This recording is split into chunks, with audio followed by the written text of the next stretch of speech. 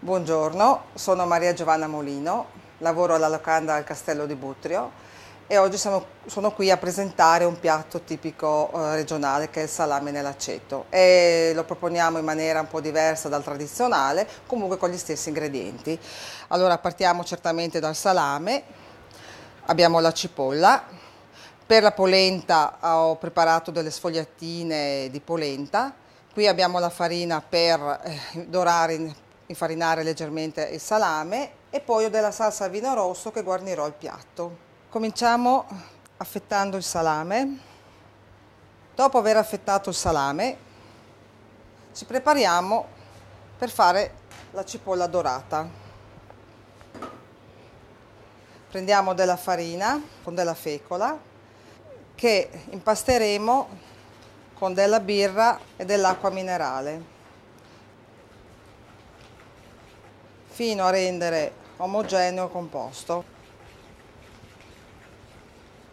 Prendiamo la cipolla che immergeremo nella pastella, poi ci prossimiamo a friggere la cipolla a olio bollente per fritture. Immergiamo la nostra cipolla fino a che diventerà croccante, poi la tiriamo su e la mettiamo ad asciugare in una carta assorbente. Adesso passiamo alle fette di salame, le infariniamo leggermente da ambo le parti e ci apprestiamo a cucinarle.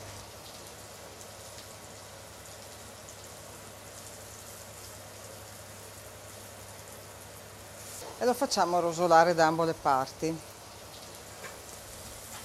Scoliamo il grasso in eccesso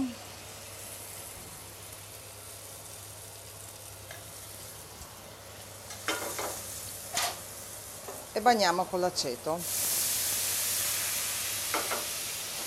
Adesso ci apprestiamo a comporre il piatto. Prendiamo il nostro salame, lo adagiamo sul piatto, prendiamo la nostra cipolla fritta,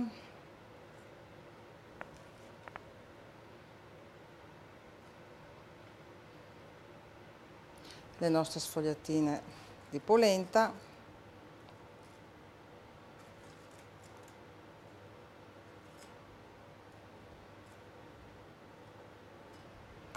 e concludiamo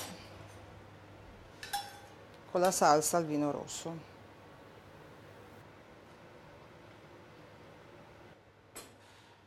Il piatto è pronto.